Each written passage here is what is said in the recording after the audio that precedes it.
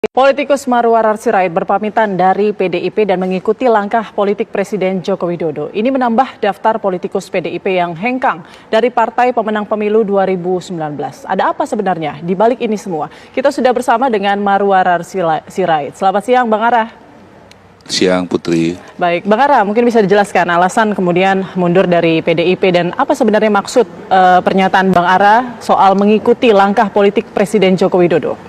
Nah, ini bagian yang penting ya. Oke. Supaya tadi kan Anda minta tanya kenapa saya memilih untuk mengikuti langkah Pak Jokowi. Kalau tidak saya jelaskan tadi, nanti ya mesti ada penjelasan tadinya dulu, Putri. Ya.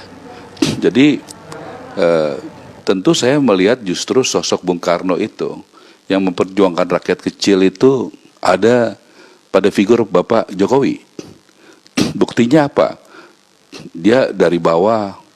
Dia juga berproses, dia juga sebagai wali kota, gubernur, presiden. Saya pikir tidak ada presiden yang lebih sering bertemu dengan rakyatnya.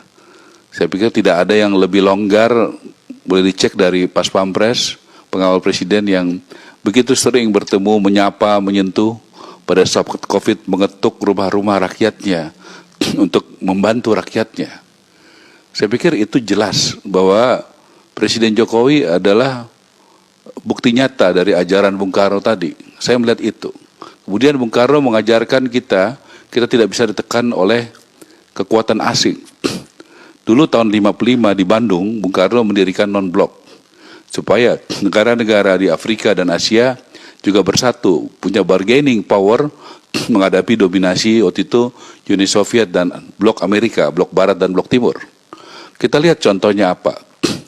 Kita lihat bagaimana di zaman Jokowi sebagai presiden, dia bisa membuat kepemilikan saham Indonesia mayoritas di Freeport, di tanah Papua, yang selama puluh tahun tidak pernah terjadi, baru bisa terjadi di zaman Presiden Jokowi. Kita lihat bagaimana Chevron dikelola juga sekarang oleh Indonesia. Kita juga bisa melihat bagaimana perlawanannya tidak bisa ditekan oleh WTO, oleh Uni Eropa, soal sawit. Ya, bagaimana juga soal nikel, soal tambang. Dulu Amerika, Inggris, dan negara-negara maju melakukan proteksi kepada negaranya supaya mereka menjadi negara industri. Dan sesudah mereka maju, mereka ingin liberal, nggak bisa.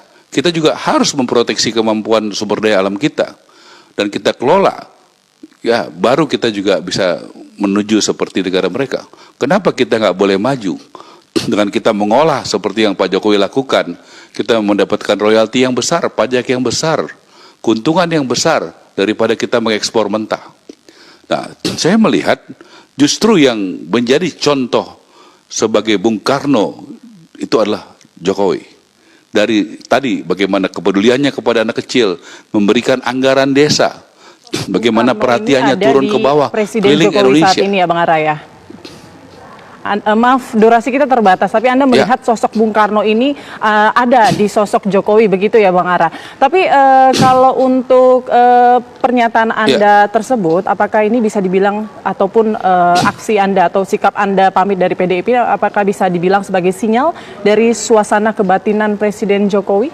Saya kemarin sebelum datang ke DPP Perjuangan berdiskusi dengan Pak Jokowi, ya, soal mafia sepak bola. Kebetulan saya diminta menjadi ketua Satgas dan bulan lalu kami bersama ketua PSSI, Pak Kapolri, juga dengan Pak Asep dari ketua Satgas mafia bola melakukan langkah-langkah nyata dengan menangkap beberapa tersangka dan juga dengan barang bukti yang lengkap.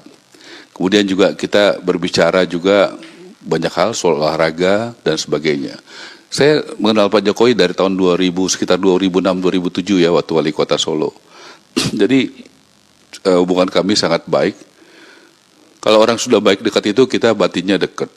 Ya, saya yakin dengan approval rating yang paling tinggi di dunia.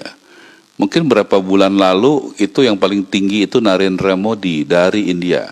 Ya, tapi sudah kalah dari Pak Jokowi. Pak Jokowi 75-80%. Mungkin bisa lebih lagi. Bayangkan 8 dari 10 orang di Indonesia percaya kepada beliau, pilihan beliau, langkah beliau. Ya, hanya sekitar 2 dari 10 yang tidak percaya.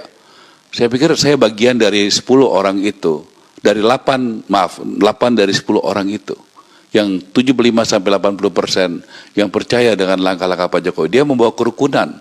Bagaimana dia bertarung dengan Mas Prabowo 2 kali pilpres, bisa dikatakan 1 kali pilkada DKI, tapi waktunya bersatu. 2 orang ini menunjukkan negarawan sejati, Prabowo dan Jokowi. Mereka mengerti kapan waktunya bersaing, bertarung, dan kapan waktunya bersatu.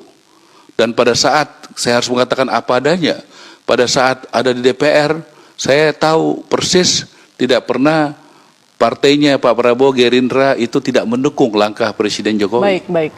Ya, dan kemudian Pak Prabowo sangat loyal dan sangat santun, dan itu proses panjang dari 2 orang yang sering bertarung kemudian bisa bersatu. Dan ini adalah contoh. Coba bayangkan kalau politisi di Indonesia hanya berpikir bertarung, konflik. Mari kita belajar dari Jokowi dan